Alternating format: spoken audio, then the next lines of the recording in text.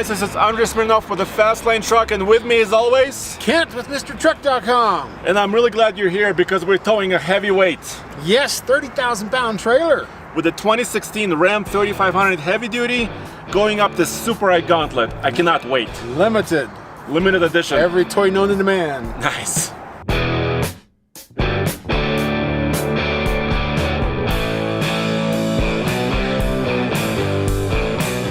Now the torque wars in heavy-duty pickup trucks are in full swing.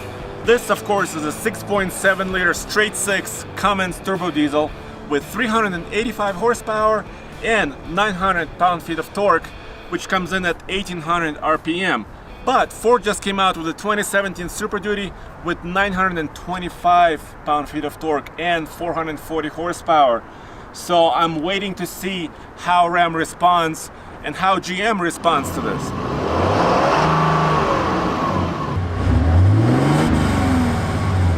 This is the heaviest trailer that you and I have ever set up. That's true. We have 8 water totes and 2 water barrels for a combined weight of 30,000 pounds. That's right. That's the capacity of the trailer and that's the capacity of the truck. We're at IKE, Super IKE. It's very convenient, right? Yes, yes. But when you're towing this weight, you have to do a lot more things. You have to have a CDL license, first of all. Right. And you have paperwork to fill out. Yes, now I'm old school. I still have actual paperwork.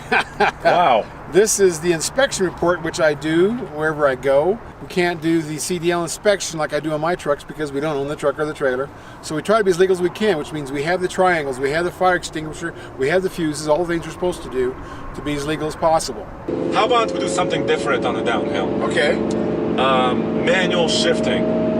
Manual shifting, right? I have a button on my stem, yes. Let's try that button. Well, how do semi-truckers do it? How do commercial guys do this? Well, a lot of them have 8-speed road rangers and they'll click them on down. Now, I have another trick. Another trick? Yes, I have something called the Blue Driver, which is an OBD2 basically device that can monitor a lot of parameters in real time. Let's see if we can catch second gear.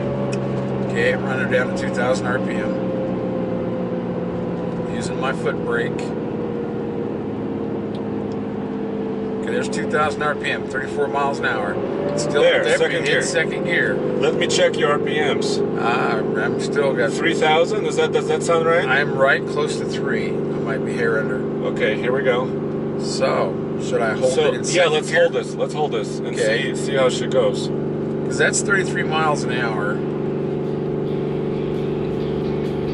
It's holding me there.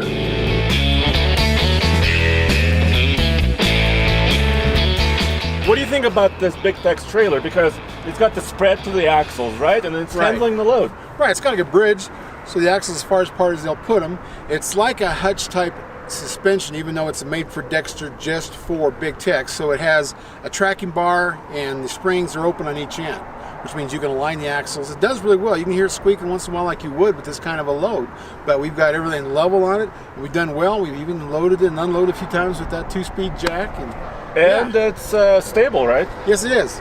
We've done very well. We've done everything level, so all of our brakes are working, all of our springs are working, all of our bearings are working, which is what you want. I mean, in second gear, this truck is controlling this maximum load. No problem, right? Exactly. All right, let's go up to third. Okay.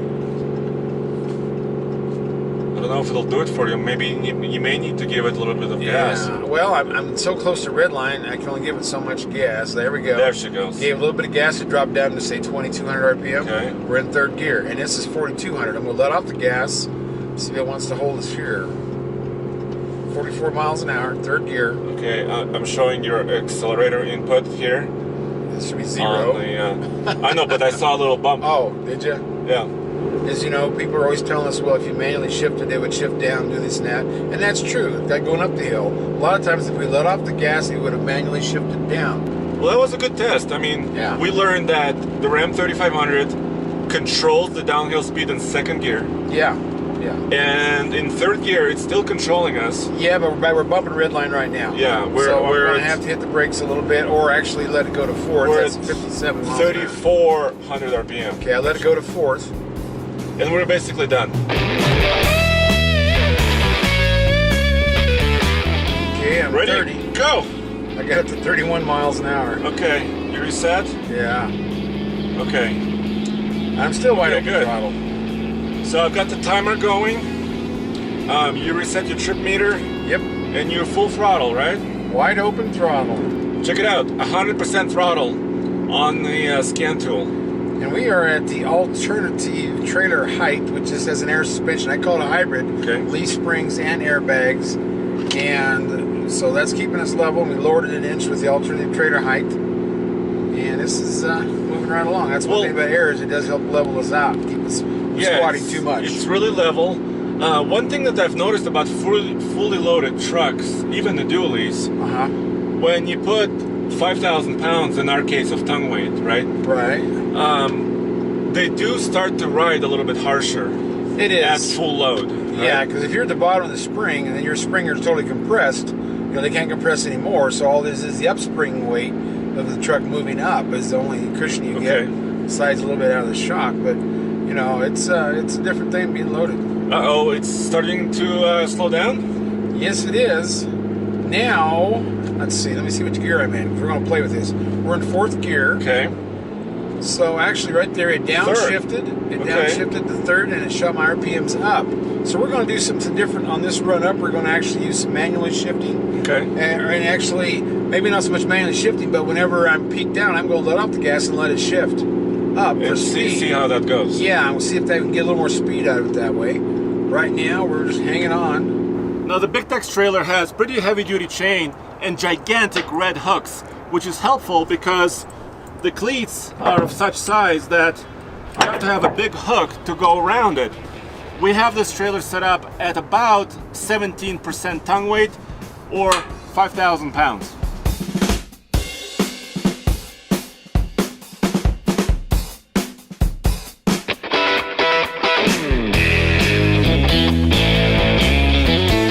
So let me go over just a few numbers here, huh? Yeah. So, of course, this is a 410 rear end. Yes. For the high output version of the Ram 3500.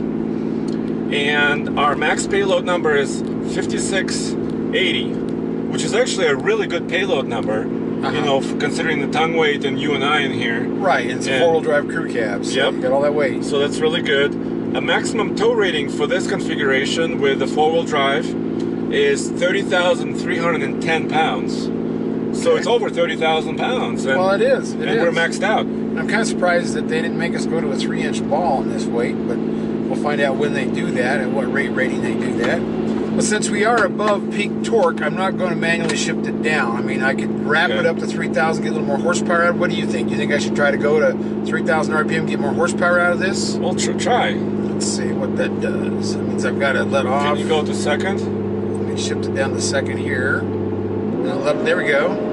Okay, so you're in 2nd. Yeah, it did. Chopped up about 2,800 RPM. Did you think it increased our speed? We were going... Not much. Not much. Well, let's see how it goes. Well, this means it won't drop down any. We're not going to lose power. So we'll see. Now we can run it back down to like 2,100 RPM again. And if we want, I don't think I want to go to 1st.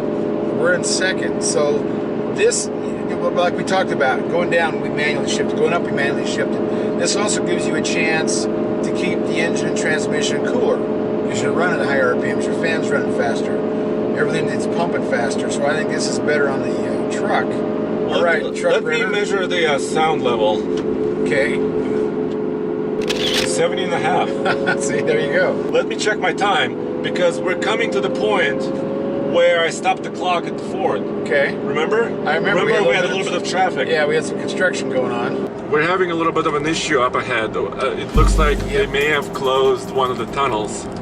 That's not good. Left lane closed. We're almost done. Oh, left lane closed. How are we going to swerve around all this mess? Well, Can you go in the right lane? And go just a smidge further? You can try. Oh no, there's no more lane. There's no more lanes. That's how close we are to the tunnel. We are so close to the tunnel. Oh, stop. Oh. Let me stop the counter. 11 minutes 23. So what we're doing here is we're over 12 minutes. Oh, we are? Yeah. So we're over the time. Stop. 12 minutes and 29 seconds with 2.4 mpgs on the trip meter. Yeah. Which is actually, it was 2.3 on the Ford. Yeah. So according to the trip meter, The Ram did a little bit, tiny bit better, Yeah. and slower. Well, if I had done less RPMs, it would have got a little better fuel mileage. But I like the way we're controlling this. The manual shift, I mean, you know, I sold trucks for 10 years, and you couldn't get anybody in the mountains to buy a truck without a manual transmission. And then they came out with tow mode, and they have lock-up torque converter and all the gears except for the first. So the manual shifting is lets you get that control we once had. What did you think about the manual shifting?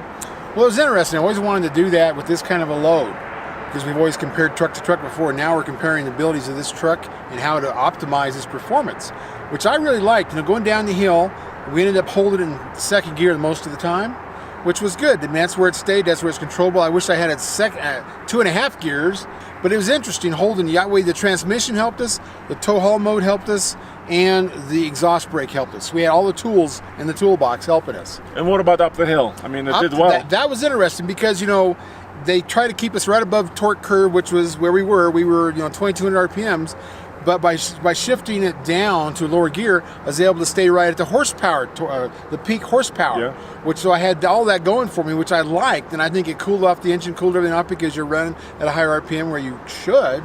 Now the computer's trying to save us fuel, and that's why it would run at lower RPMs. And I probably would have got a better fuel on mileage run if I had let the computer do it, but I thought that was great controlling up there because you feel like you're more in control. And it was safe, right? I didn't feel unsafe at any point in time. So go back to tfltruck.com for more news, views, and real-world reviews, all kinds of crazy towing tests, and where else? At MrTruck.com. Yep. And check out our new book, Truck Nuts, the book. Yeah, Truck Nuts, the book. Where we cover all things truck, and you could read it all in one package. You too can be a truck nut. Today, I got to tow and move a Prowler, a U.S. Navy jet, military jet with real history. But I'm gonna bring this Ram 3500 into the hangar of the Wings Over the Rockies Museum, Air and Space Museum in Denver, Colorado.